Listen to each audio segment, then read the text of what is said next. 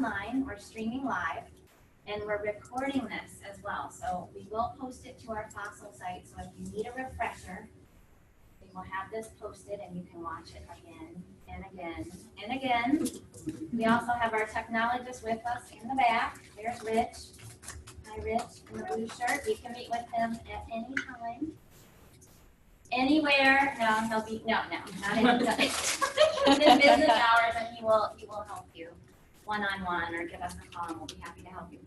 I'm thrilled to introduce Jason Dahm, who is here with us. Jason works very closely with Rich and I. Jason is a graduate of Shepherd, and he works at American Public University on their tech team there, and is helping us with lots of Sakai stuff. We're calling him a lot and sending him lots of emails, and he meets with us pretty regularly and helps us with all things Sakai and lots of tech stuff. He's very, very savvy and very fun to work with. So we thank him for coming out today, and he's going to give us a really nice overview of what Sakai 11 has in store for us in the future. And I think you'll like the look of it. And I ask that, I know you have lots of questions, but I ask that you please hold them to the end. If you could just be present here with us today and look at some of the features. We will have time for questions at the end. We will get to questions online. If you want to type them in there, we will address them. And we will have time to play. We'll get you logged into our test site. Rich and I will be circulating a little bit later, but the first 20 or so minutes, we'd just like to direct your attention up here to Jason, and he'll give you a good overview. Okay? So without further ado, all right. Mr. Dahm. Thank you, Laura.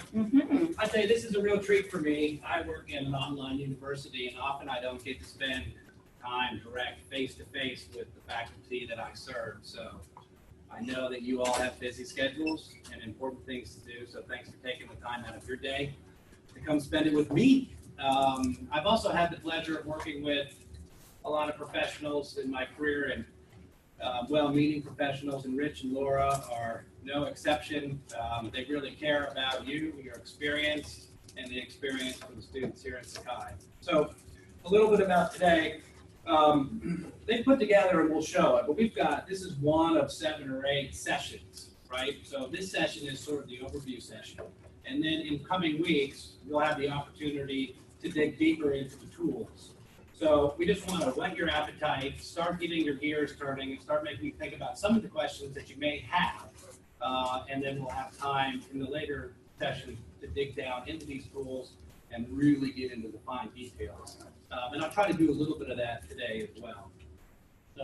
So we'll start off with that. We'll talk about what's looking ahead, get to some questions and answers. If you could, up here, I have your Sakai instance. This is in your test instance, so you only have 2. You have one that you're teaching in now that's in Sakai, 2.9. And this is Sakai 11. Yeah, so that, what a giant leap of faith that is, right? So it's really just one dot version away. They made the community went to create something called Sakai 3.0, and it never took off. And they didn't want it. They had to hold that name for prosperity's sake, right? They couldn't reuse it. So then they went straight to Sakai 10 from 2.9. So we skipped 10. There wasn't a lot there. But 11 has a lot of great stuff. So we're only a little bit behind. It's not as bad as it sounds. So what I'll do is probably just show you about some of the global features, and then we'll kind of take a quick look down along the tools on the left-hand side. And I'll use this, I call this my feature impact analysis. I just made that up. But basically, it's just some bullet points of some things I want to remind myself to go over.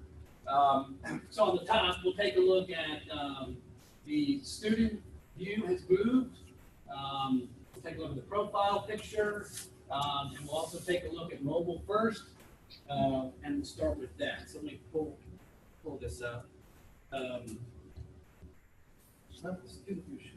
Is there any way for us to access what you're seeing up there on our screen so we can see it up close? You're not enrolled in this site, but you will, through the second half of this presentation, will direct you to log into the Shepherd site. And if you want to go at it on your own, The link to your test site, Sakai 11 test site, is at shepherd.edu. That's all I did last week. And you're welcome to go there in the meantime while I show you. First, what does mobile responsive mean? Let me go ahead and so you see right here, if I pull the site in to about 800 pixels, that's the breakpoint. Hello. Pop out here, and so there's no mobile app needed. It just knows, it detects your screen port. So if you're on a phone or if you're on anything that's 800, when I was going to school here, an 800 pixel wide screen was the biggest you could get. I mean, that was a monster monitor. It's funny now that that is the breakpoint to get into mobile. How large the screens are these days. So when you or your students are logging into Sakai, it will just automatically move into your breakpoint here. And then you'll have mobile Sakai, your site will be here, and then the tools in the site to go into them will be here. Huge advantage for our students. The profile picture, I uploaded a Mickey Mouse for me. Will also display here. I don't know if anyone has their profile picture up there. Will also be included in all the forum posts and all the messages posts. Something that's, when we went to Sakai 11, that drove a lot of questions. How do I manage my sites, and how do I get my sites up into the quick links part? Because that has changed, and let me demonstrate that real quickly. So you'll see that I have my sites here, and then if I put goes out, reload my page, in a perfect world, that site will then appear. Unstar it, X, reload, and then we're back to here. Let me show you one other thing while we're talking about site management. Under preferences and sites, you remember what your hidden sites, how you have in a box there, and you kind of had to arrow them over because you didn't want to see them anymore. This. Now all your sites will be listed here, and to hide them from your list, you just check them or uncheck. And they'll be grouped by the terms like they're grouped now.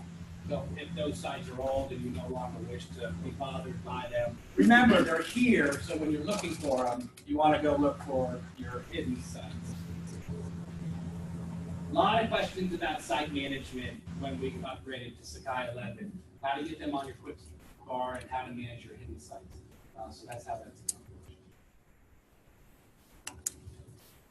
This whole menu was redesigned basically for the mobile view, the responsive mobile view. All right, so let's go back into this demo site. We're at the course home. This tool pretty much stays the same. I just loaded some pictures from your website on here. We'll talk about the announcements tool. There's not a lot that has changed with the announcements tool. The reorder is pretty nice. So I put these out of order on purpose. We just drag them and then update them. And then the display of the announcements are also. I think there's an audit trail also if someone makes a change in the announcement or you want to see the last change that you made in the announcement. So it's really I think what we want to take away from this, though, is your first impression right now is, hey, this looks pretty much like Sakai 2.9. I'm not going to get lost in here. This is not some monumental change that's going to cause me a lot of stress or I won't be able to serve my students or get around. There is some incremental changes, but by and large, if you've had some experience in Sakai already, you're going to be just fine moving to Sakai 11. It's just a matter of learning what the new features are and if you want to leverage those or not. Let me go to my feature impact analysis here. And so messages, do we want to cover messages? Sure. I think just touch on it. Okay. So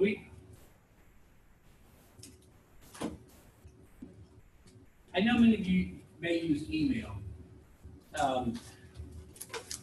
in my instance, in my world, it's real important to have an audit trail. And so driving all classroom discourse and all feedback related material into the messages tools allows the administrators to have ability to pull that information back up for appeals rather than in someone's email account here or there. So generally speaking, we recommend use messaging tools for that because it allows, in the instance of a lawsuit or an appeal or something like that, that the correspondences are there, they're real, they haven't been tampered with, edited, and the appropriate people can get to them.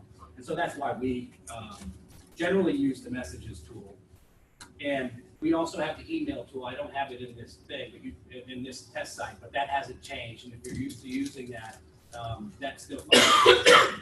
But to send a message, there's a messages tool in each course site, and each course site will have its own messages tool. And then each course site, it's not email, it stays within the system. So you're not going to get an ad for a mortgage in here. It's only within the site and the people that are within the participants of the site. I've loaded a couple hobbits in here, so I've got Bilbo. And We have this tool now, though. Right? yes, we do. We have this tool now. You have the ability to CC. We have it hidden now. There's also the ability to BCC, should that be important to you. Attachments, and then send. And then in here, by default, I'll have the send, receive. And then your messages are nice. They come with your profile, and we can also log in as Bilbo real quick and pick that message up. And then it can go to their email as well. You can CC their email address on record, which would be the email address that Sakai gets, and Sakai gets that from Banner. So whatever the student's email address on record in Banner is what's fed into here. If the student's using a different email address, they will go missing. And I think the message to, no pun intended, to send home here is that the email tool is going away.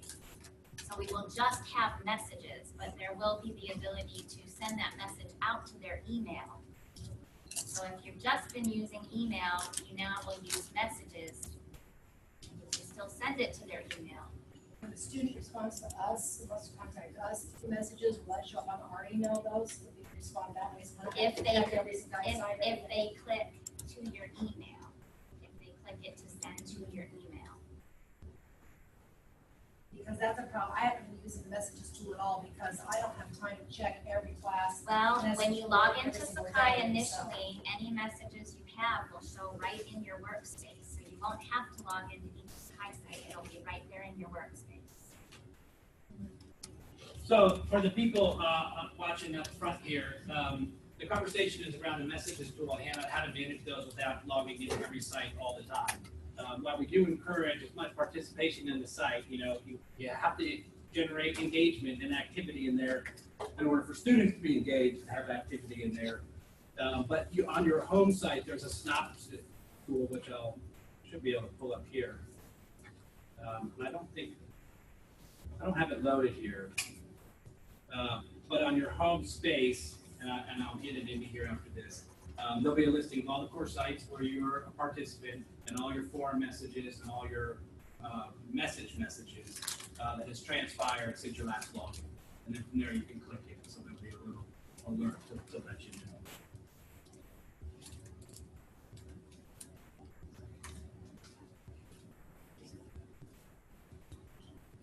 I'll log out of Bilbo and come back as BF.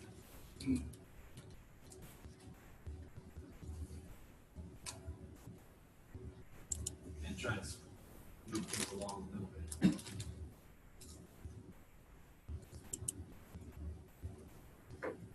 I think I've gotten one back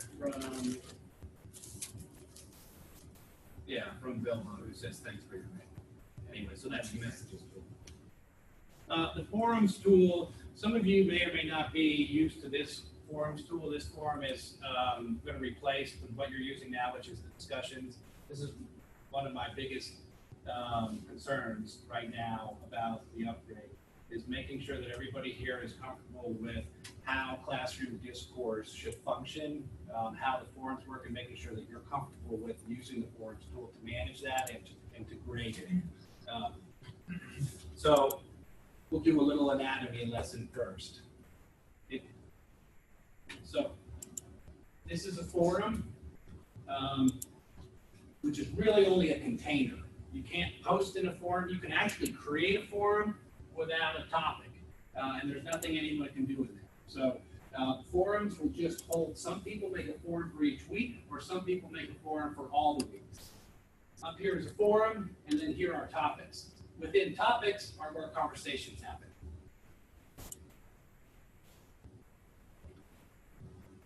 Beneath each topic is what we call a view full description. So as if you want to make sure that your forum prompt or whatever the meeting or that the discussion is going to be about, you have this area that will drop down to let students know what the expectations are for that particular topic. In this example, I just said weekly forums topics. So if it was fully fleshed out, we would see maybe weeks 2, weeks 3, week 4, week 5, or whatever your forum requirements were for the class into each topic. Each topic can receive 1 grade, usually a point value ranging from 0 to 100. I see some people group sort of 2 grades together, right? You must post your work and your citations according to the forum prompt, and then it's also a requirement that you must engage with other students, so please reply to 2 or 3 other students. And in that model, you usually like to have your main post up like by Wednesday of the week, right? So the other students have something to reply to, especially the early starters. You don't want everyone coming in on Sunday, posting their main work and then scrambling around looking for 2 replies. So usually stagger that assignment is the best practice that I've seen when using this tool.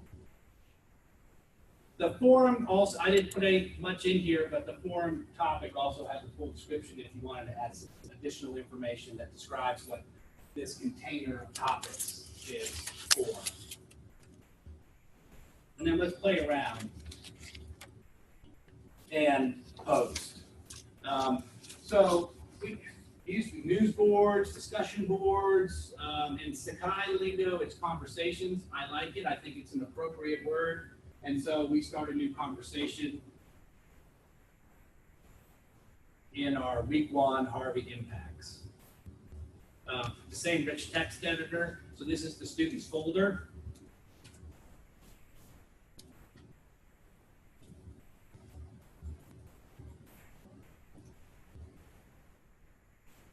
And without logging in and out with our hobbits, we'll just post and do some post and replies to get a feel for how this works. So in the discussion board forum, if anyone's familiar with it now, whenever you post something new, the newest thing sort of floats up to the top. And that's what you would see if you're at in a photography forum or a hot rod forum or a political forum, right? Whatever the hot topic is, that's going to bounce up to the top, and whatever hasn't been posted on is going to sit there at the bottom and then eventually go to the next page and fade out of relevance. So when you're having social conversations like that, it's an appropriate tool. But for classroom discourse and for grading, having a threaded discussion board makes a little bit more sense because it's going to be an asynchronous discussion. So someone who posts today, someone 3 days later may come in and want to reply and add a thought or add some knowledge to whatever that thought is. And so what it's going to do is just tuck it up in the context of where that forum belongs, not rise things up to the bottom or top. And that's generally how this works. So let's go into my conversation. And we'll reply. We'll rely. I'm going to flesh this out just a little bit. We'll reply again to here. Now we'll imagine we have some students, either different actors in here. Not just all Mickey Mouse. And then let me reply one more.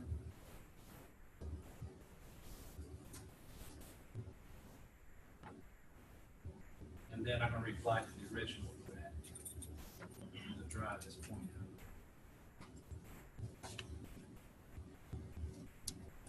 Then we'll take a look at it.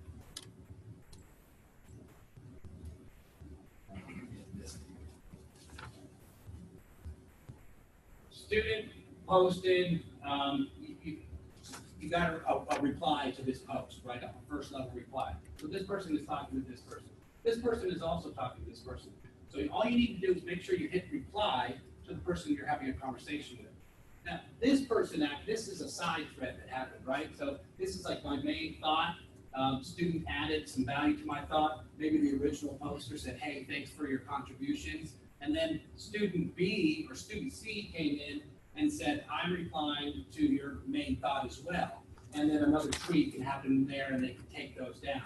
So no matter when I post or where I post, if I come in and post tomorrow, if I post this conversation, it's not going to stick at the bottom. It's going to thread it into here to where it belongs. So if I wait another minute, well, I'm already at 12:31, and I post here, it's not going to come at the bottom. It's going to be in here, threaded into there where the conversation belongs. So I think the main takeaway is press reply to the person you're speaking to, and the forms will take care of the rest of the work for you. I think that was a lot. Are there any questions about the forms tool? We'll show how to grade it. I don't have it hooked up to a grade book right now, but each forum topic can be associated to one grade. You can, in your mind, combine the participation grades, your original post grades, if you'd like to, but it's just simply clicking the grade button here.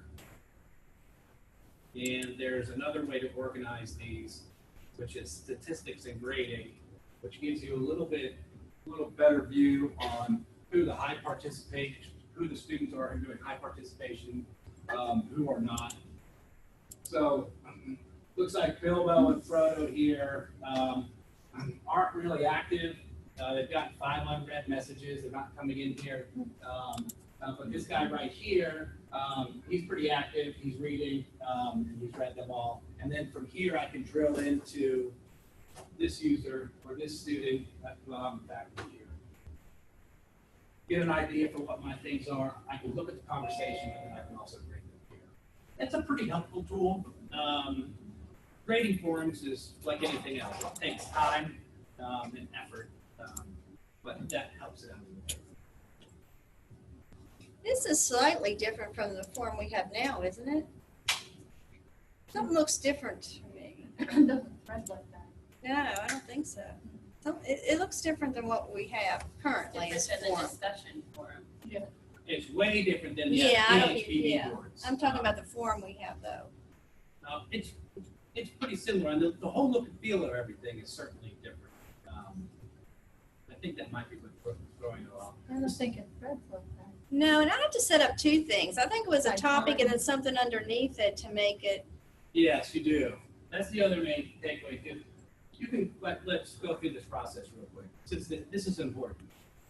Let's create a new forum, right? So here is a forum, and here's where you put the information for the drop-down arrow to show, and then we could say, and what it's telling you here though, it's saying, hey, listen, save settings and add topic, right? That's probably what you want to do. If you just save it here and you expect your students to come in here and post, they won't be able to. So again, forums are just going to be containers that hold your topics. So here it is. And you get a nice little thing like, hey, Yeah. nothing's going to happen here until you add some topics to it. So students, and if you enter into the student view for this, they won't even see it. They won't even see anything. Where am I supposed to post? What would you call it? You wouldn't say forum, what would you say? Normally, like an area, you would say forum, what would you normally call it? This area right here? Yeah. I just use the word container, but it is a forum. But I think that You just call it forum? you can. I mean, that's technically what it is. But to me, it's like a forum. It to me suggests that you can have conversations in it, right? But you can't. You have to have a topic in order to have a conversation. So. I started to do it like homework 1 or then homework 2, and then the topics are underneath it just to keep it straight, like chapter 1 maybe, or you know. So we'll come in here and add a week 2 topic. A whole bunch of settings in here we can get to at a later date, right? Moderating them, blocking them, best practices. When you actually get a conversation, we can role play some conversations when we're working through when we get into the tool, I actually have some time to do a deep dive. I'm just adding a topic to this form real quick.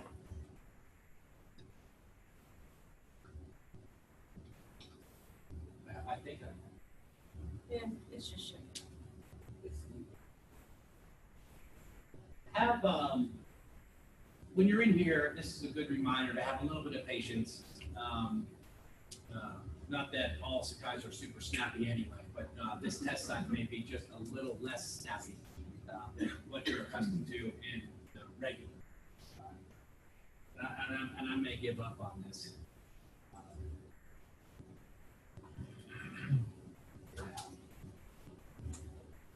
And move down, hopefully, unless my Sakai administrators restarted me, move down to the syllabus.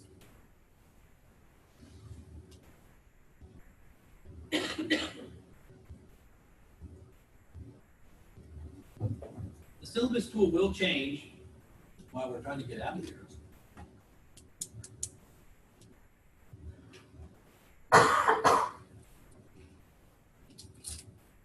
I'm going back in. And I'm going to use Rich's link, which is on this test out.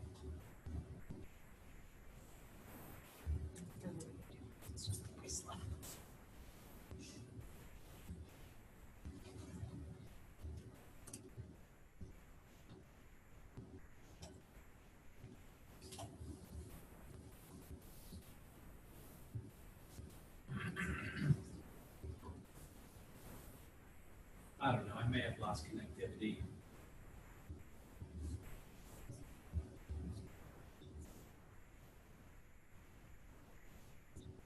I think I have, I can't get Google.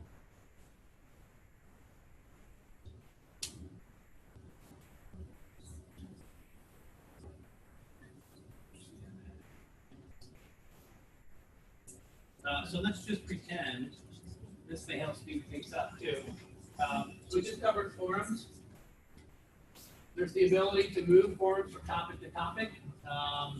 You can automatically create multiple topics for groups if you have groups set up in your classroom. You can also set up forums so your posts are anonymous. It just assigns a number to the poster.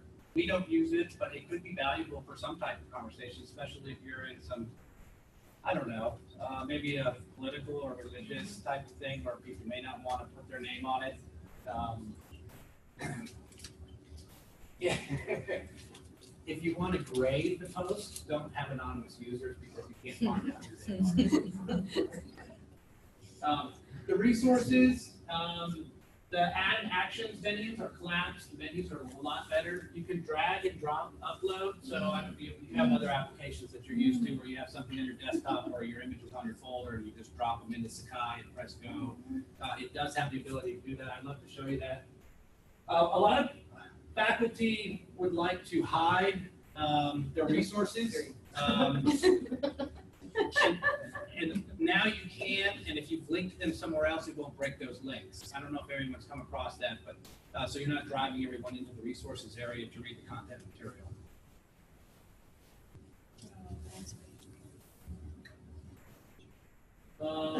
Announcements, let's see, beginning and end columns, calendar, not a lot there.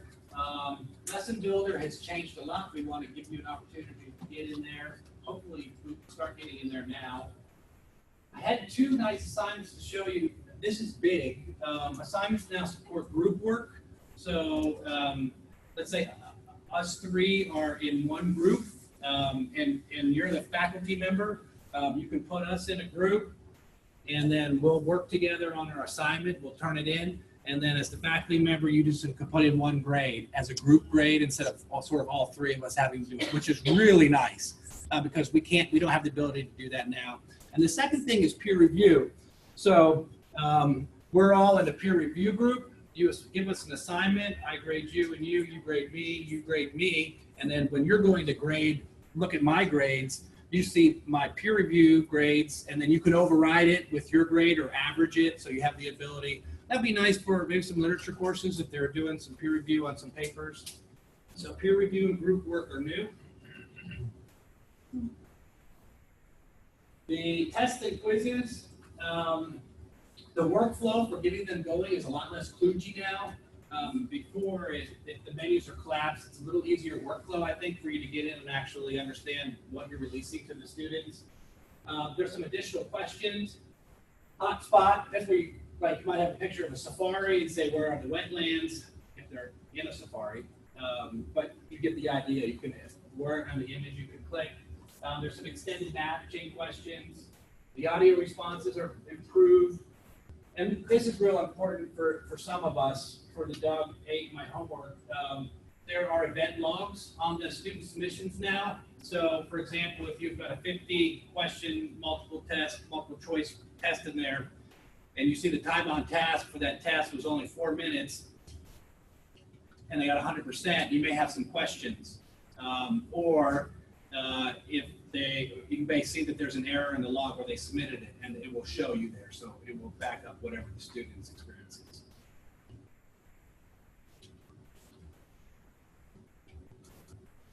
Not a lot in Site Editor, and then the gradebook. There is it's called Gradebook NG, which stands for Next Generation. It was contributed to Sakai by NYU. It's a spreadsheet style gradebook, sort of similar to what you're using now, but the gradebook entry is super quick. You just enter error, and it saves it. It's pretty nice. It has one limitation, and I don't know, and I'll just throw it out there now if anyone's using it. In gradebook, you're using gradebook, the regular gradebook anyway. So we use a gradebook too, and what it allows us to do is it allows us to create a category, and then it allows us to put items in the category, and then items in the category can have different weights. Yeah, that's what we do. Which is, Gradebook NG doesn't support that. So if you want, you have to create a whole other category for those items that have different weights. Oh, that's not good. So we'll have to get some feedback and leave you with your other gradebook. Or, Very bad, Yeah. very bad. Yeah, that's very bad. we'll have to look at the design. But that's the limitation I found, and it doesn't work for me either. Can we keep what we have? Well, we'll go into some high-level negotiations. with that. Yeah, please go very high. I believe that it will be deprecated, the Gradebook 1 tool, but it won't be deprecated immediately. It's going to go away. But I don't think it's going to go away without that building that feature in. So I'll check. Sakai 12 is almost baked. That's the next version. They'll have that baked probably by October. They'll go through some testing, and it'll be around for general consumption next June-ish. And so I'll be keeping an eye on that for you to make sure that that's there. Next June-ish as in June 18th. That's nasty. Sakai 12, I'm not sure exactly when the official release date will be, but we usually like to wait for it to go through a couple iterations and let some other people adopt to it and knock all the bugs out of it. So by the time it gets to you, it's working really well. When will this one be? This one it's a good question. The winter break. So this one was available. We've been on it for 6 months now. This one was available towards the end of 2016, and it went through a couple dot versions. We adopted. We've got it up in your test site now, and we will probably move it to production over winter break. December 28th-ish, I think we're talking about. I'm not sure exactly when that will land, but it will be when you're with your families doing the important stuff outside of teaching and learning.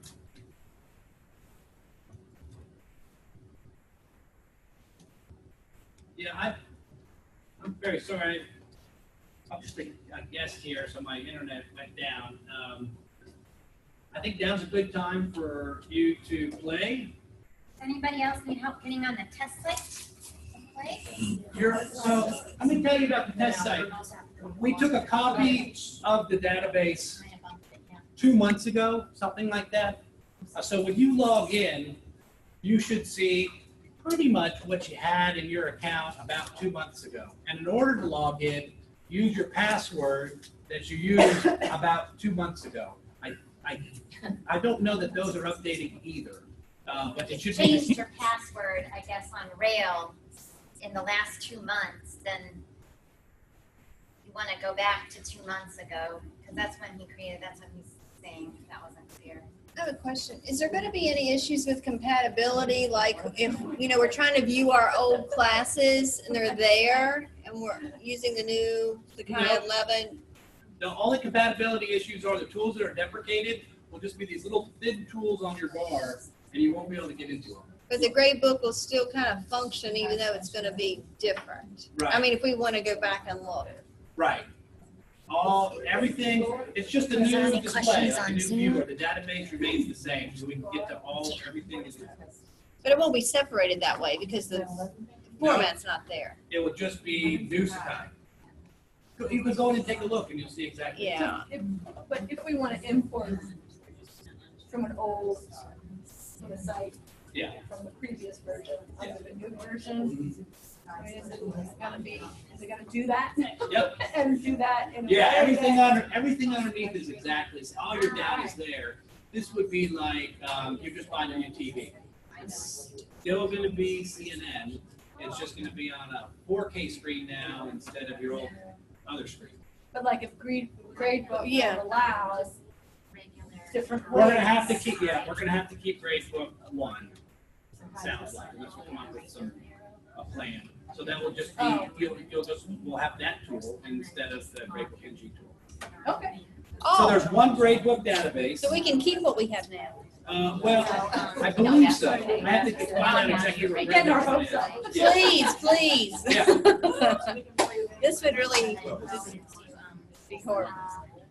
So So- the, like the old discussion, if you were to import from another site. Oh, look at all these sites. Oh my gosh. Yeah, and then Sakai 11. There's so many of them. Well, that's the